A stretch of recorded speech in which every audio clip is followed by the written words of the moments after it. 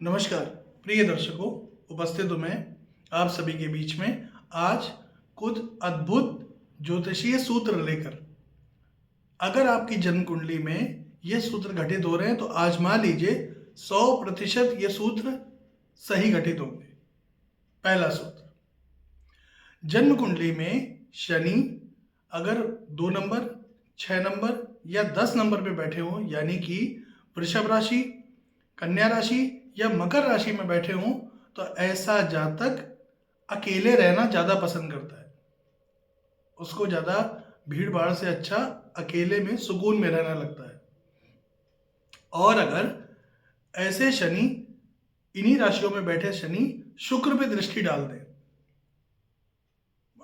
इन राशियों में वृषभ में, कन्या में, मकर में शनि बैठे हैं और उनकी दृष्टि किसी भी तरह से शुक्र पे अगर पड़ जाए तो ऐसा जातक अपने परिवार के प्रति लापरवाह होता है। यानी यूं कह लीजिए कि वो अपने परिवार के प्रति ज़्यादा जिम्मेदारियों को लेने वाला नहीं होता, ज़्यादा तनाव पालने की आदत उसको नहीं होती, उसको शांत एकाकी जीवन पसंद होता है।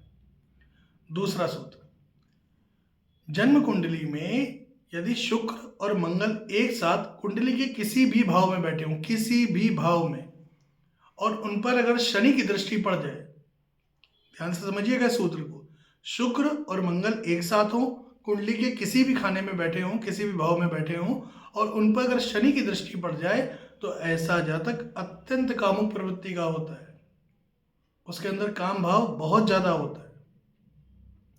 तीसरा सूत्र, कुंडली में यदि राहु और शनि एक साथ, ध्यान से समझिएगा, राहु और शनि एक साथ किसी भी भाव में बैठ जाए,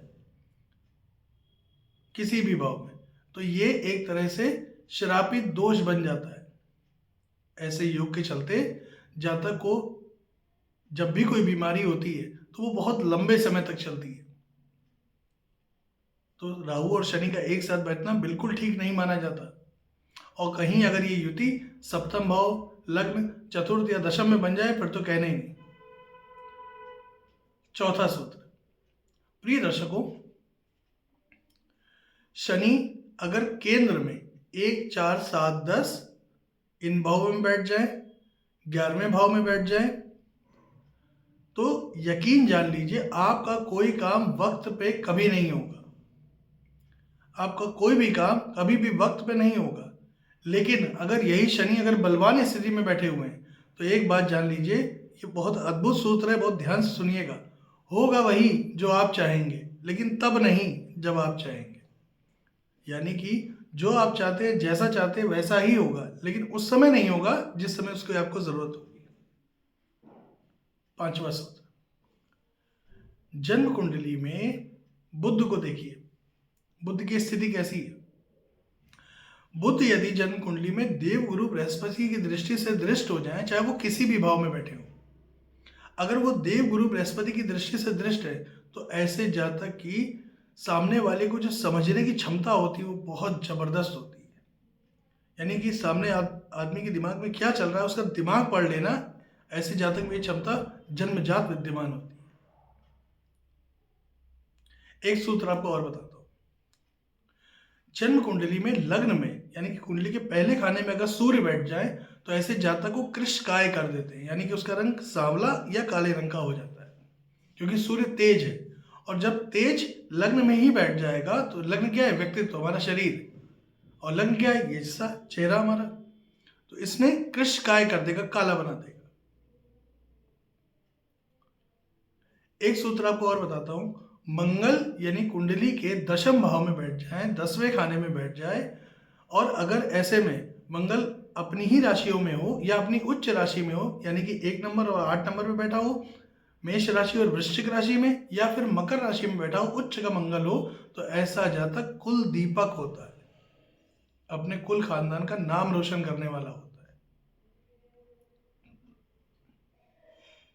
एक सूत्र आपको और बताता हूं, गुरु और चंद्रमा, देवगुरु बृहस्पति और चंद्रमा, यानी एक दूसरे से केंद्र का संबंध बना ले।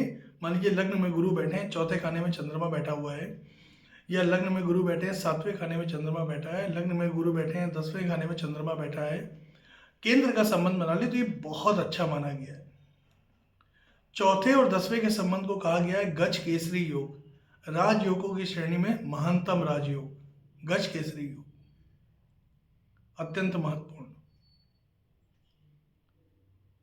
जन्म कुंडली में शनि अगर कुंडली के षष्ठ भाव छठवें खाने में बैठ जाए तो ऐसा जातक उच्च कोटि का शत्रु हंता होता है, दुश्मन उसका कुछ भी नहीं बिगाड़ सकते, लाख प्रयास कर ले। शर्त बस इतनी है कि आप अपने शत्रु और अपने विरोधियों को कभी अपनी तरफ से प्रतिक्रिया मत दीजिए, अपनी तरफ से कोई जवाब मत दीजिए। शनि आपके शत्रु आपके दोषों का समन खुद ही कर देंगे, आपको प्रतिक्रिया देने की जरूरत यहाँ पे नहीं है, आपको कुछ नहीं कहना है। शनि अपने आप उन शत्रुओं को, उन विरोधियों को अपने आप शांत कर देंगे। प्रिय दर्शकों, ये कुछ ज्योतिषीय सूत्र थे जो आपके ज्योतिषीय ज्ञान में वृद्धि करेंगे। आज इन सूत्रों को सोचा कि आपके साथ शेयर करें, बताएं आपको। आप अपनी जन्म कुंडली को खोलिए और देखिए इनमें से कितने सूत्र आपकी कुंडली में घटित हो रहे हैं। आशा करता हूं आपको आज का कार्यक्रम पसंद आएगा, आपके ज्योतिषी ज्ञान में वृद्धि करेगा।